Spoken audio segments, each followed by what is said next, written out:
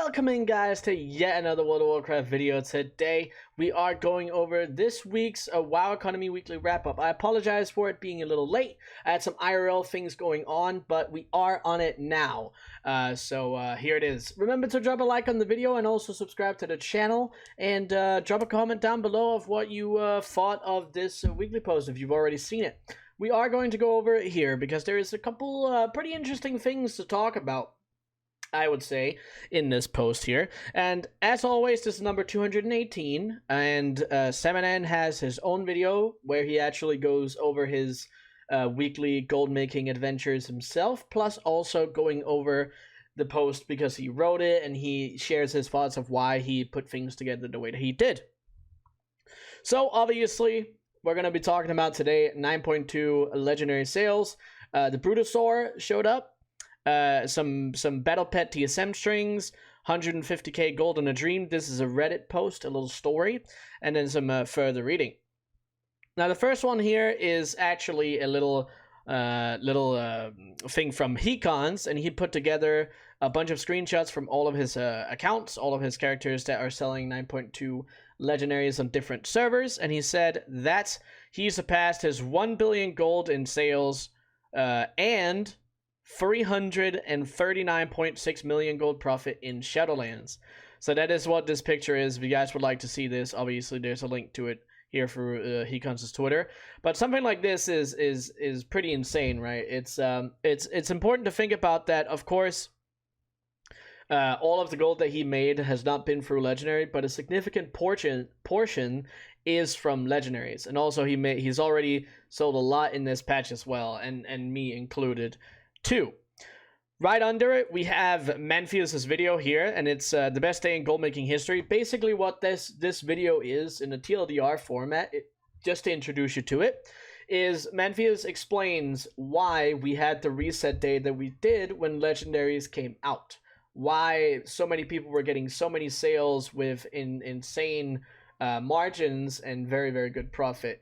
If you guys would like to see it, if you're interested in learning a little bit more about like economical structures and why things happen the way that they do, especially on the WoW market, you should watch this video.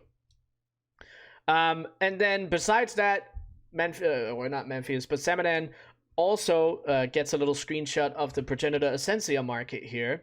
And I would actually like to show you guys this myself with the current data, because something that is very important to realize is that we are going to, right around the corner when the reset comes around, which will be already for NA and just around the corner for EU, we are going to be looking at the fact that we are getting flying, which will impact the Progenitor Essentia prices, but also the quantity.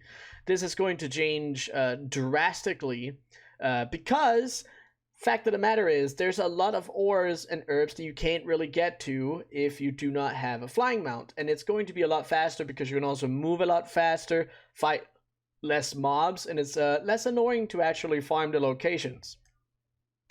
So the Progenitor Essentia has a very, very, very good chance of actually falling in value because of the increasing quantity. The second thing that we have to think about, though, is the fact that a lot of people, not this week, but next week, are going to be getting their second legendary. A lot of people probably already have bought their second legendary, but a lot of more casual players are waiting around until they actually need it. And the casual players are where the significant portion of sales is going to come from, because there's a majority of the player base.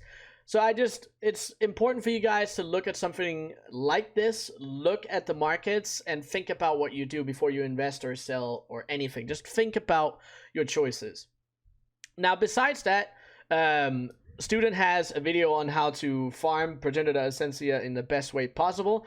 I do too, so whether or not you check this video out or the one that I have on my channel, doesn't really matter. It's much of the same information, so depending on who you like more of, I'm kidding. Both are good videos, so go and check either Student out or the video that I have, up to you. Flying will change it a little bit, and in a couple days I will have a video out with a significant amount of data to show you guys what we're getting out of it now.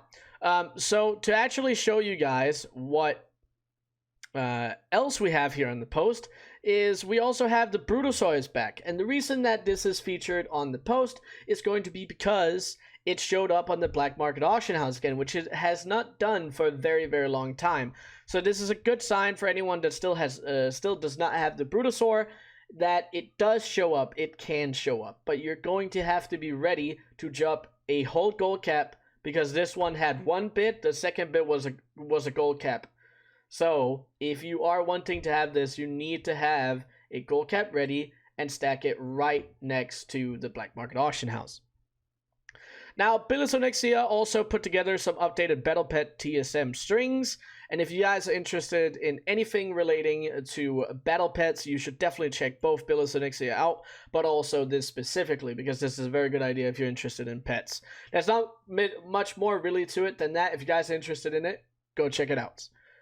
Now, this Reddit story is 150k and a dream.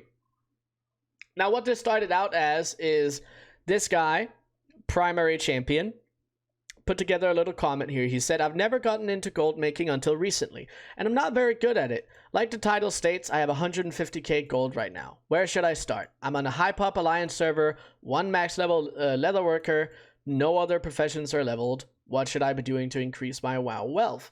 Now, the obvious answer in my brain is you can't really do much crafting with 150k. Now, if you are farming for all of your materials, then obviously you can craft what you farm, but if you want to invest your gold, you need more gold to be able to comfortably make a lot of gold from crafting.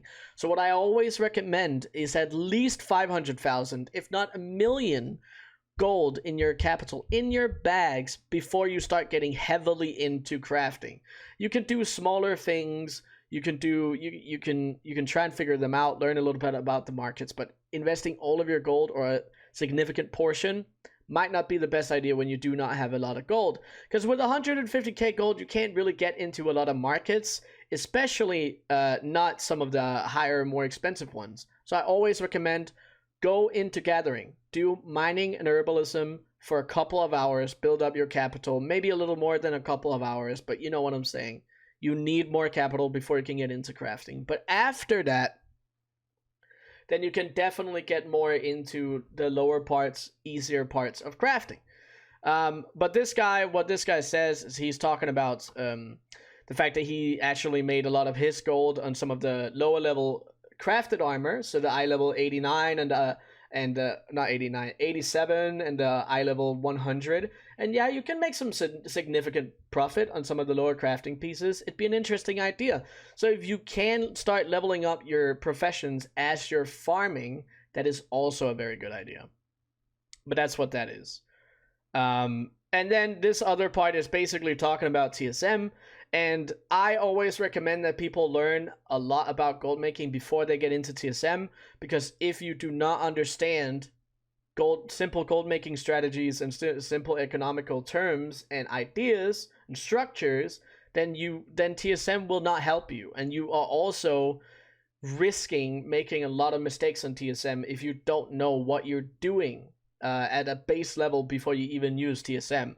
So TSM is a good thing to have, but you might not need it depending on what you're interested in the game. And that's basically all that we have for this Wowhead economy post. There are some comments on here. Now, I won't go into these because there's some very interesting opinions on here. If you guys would like to check these out, have a laugh, whatever it is that you do in the comments right there, go check them out. I won't be showing them on the video because they're a little interesting. But that's going to be it for this video. I hope you guys enjoyed it, and until the next one. See you guys!